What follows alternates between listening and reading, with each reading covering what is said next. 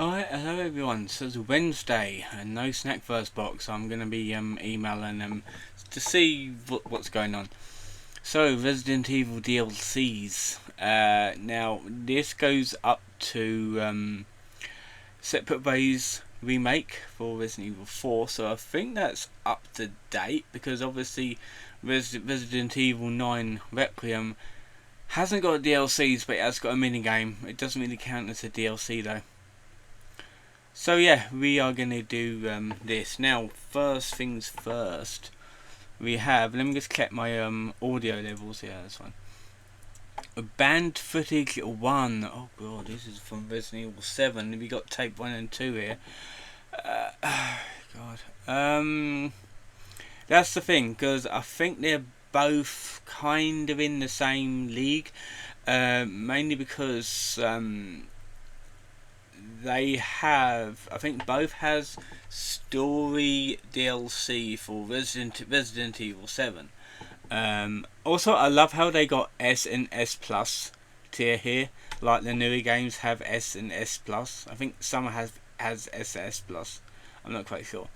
I've played all of these DLCs. To be fair. So right, I'm gonna put this down as an A. I'll put it down as an A.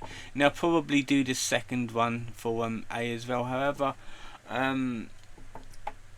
they do have like unique bits into them. Oh, actually no, it looks like the other story DLC is separate to these ones. Okay. Right, so let's go into this one. Now this is Hunk's mission DLC in Resident Evil 2 remake. It's a short one, however it's action packed. To be fair, I don't think I ever completed it. I've seen a few playthroughs. I got very close to the end, but I keep dying. However, it's a very good one, and it's very faithful to the original version of the fourth survivor, which is this. So right, I'm gonna give that an S. I really like that. Okay, End of Zoe, the one of the main story DLCs for Resident Evil 7. I enjoyed it. No weapons. All you use is your fists, as well as you can like throw wooden spears, and I think I can't remember if landmines or like Molotov cocktails were involved. I haven't played 7 in such a long time. It's been years since I played 7. But to be fair, it is a really good DLC. I'm gonna put it down as S. Like it's not good, it's not great, but it's a really good one.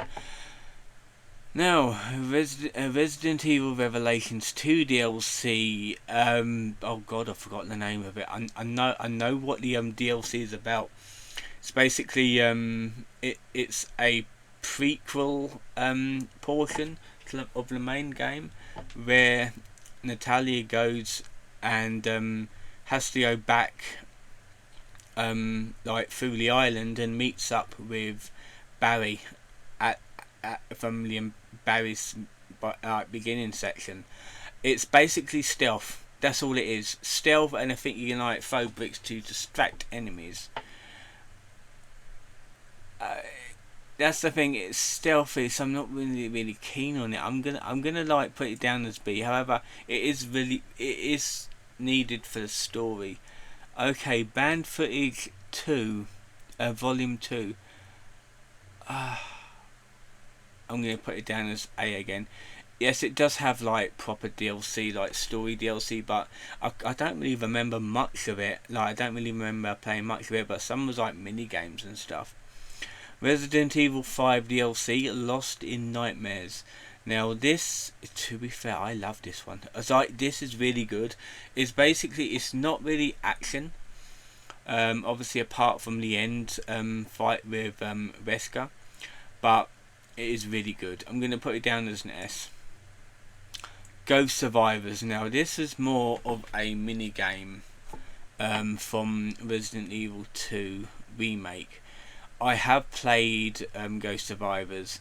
Some is a little bit more difficult than others. It's like the easy mode is basically the mayor's daughter, and like the hard mode is either the other Hunk mission, or well, it's not Hunk, it's another survivor from Umbrella, or it is the police officer in the gas station gauntlet where you have to kill 60 to 100 zombies.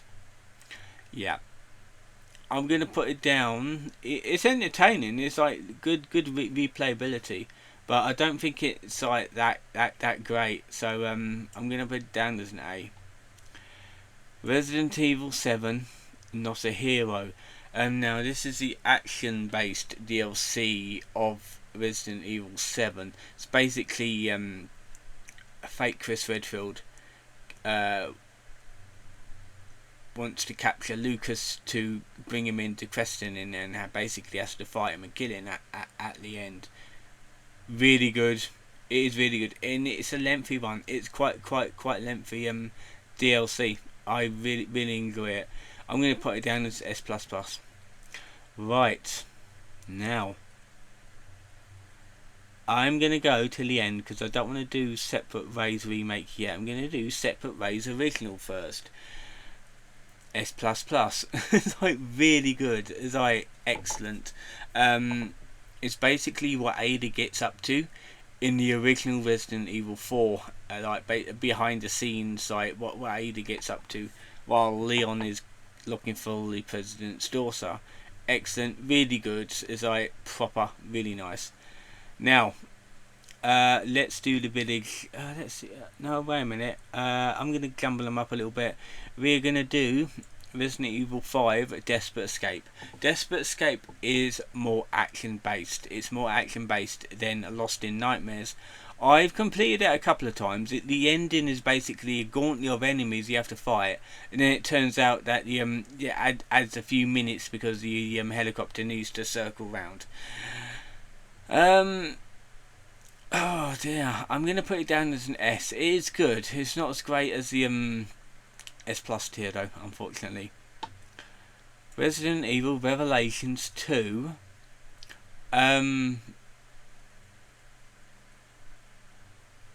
Oh, I can't see what the name. I forgot what the name is on this one. Last Escape, not Desperate Escape. Desperate Escape was the Resident Evil 5 one, but this is the second DLC that you can buy in Resident Evil Revelations 2. It's basically where oh god, I even forgot her name. It's so forgettable. she is Moira. There we are. One of Barry Burton's daughters. That's with Claire in her side of the mission. She basically gets apparently killed, but turns out she didn't, because the old Russian guy digs her out of the rubble, helps her back on her feet, like gets her to survive, and trains her with a gun, and trains her in hunting and everything. And it's basically what she gets up to in the 6 months between Claire and Barry's missions. It's basically how she toughens herself up with the help of the old Russian guy. To be fair, I really enjoy this one. I really do. I'm going to put it down as an S+. There's some boring bits in it, but I quite like it. Now, what one do I do next? A Separate Ways one, or the Shadows of Rose? I'm going to do the Shadows of Rose one next. Now, this is a DLC that you can get for Resident Evil Village. It is the only DLC, unless you'll count in the Mercenaries mode and the bonus Mercenaries mode, as well as Ethan Must Die. But this one is quite a good one. It's got length to it. It basically shows you what happens with Ethan's daughter, like many years after he passes away, supposedly passes away, because obviously he's part of the hive mind now with the mold. And she like 15, 16 years old in this one, so it takes place like roughly 16 years after the events of Resident Evil Village. But yeah, to be fair, I do like it. I've completed it once. To be fair, so all you need to do is complete it once. Really, I don't think there's much replayability with this one. Um, it's it's a bit of a mixed bag. Like the first one is basically going around, like figuring out what to do, and then it just goes into like horror mode where it's like stealth through the House of Beviente, and then you basically like fighting the boss after that.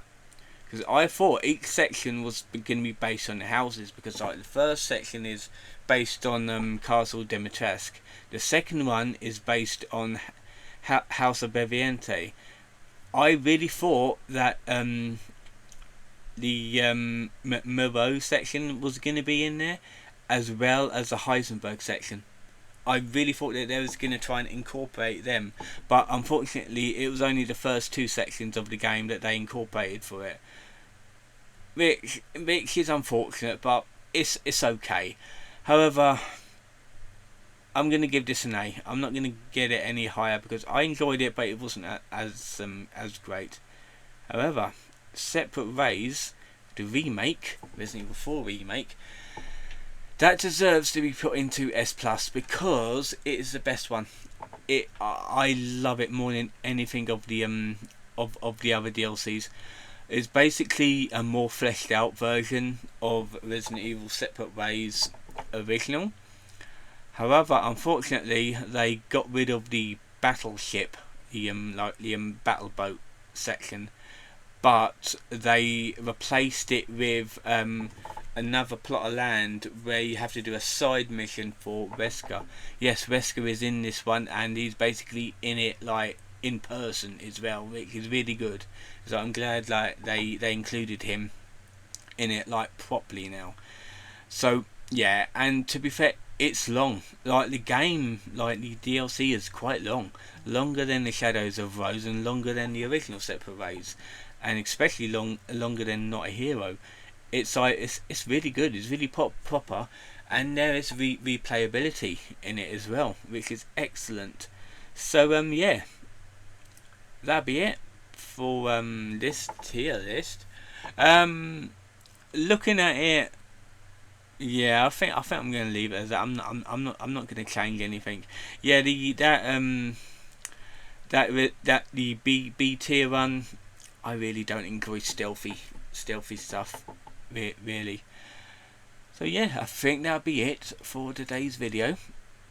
Hope you've enjoyed it. I'm really hoping I get the Snack First box in the next couple of days. But in any case, the Cyrax video will be tomorrow, and we'll see what happens on Friday. We will see. So yeah, that'll be it. See you guys next time.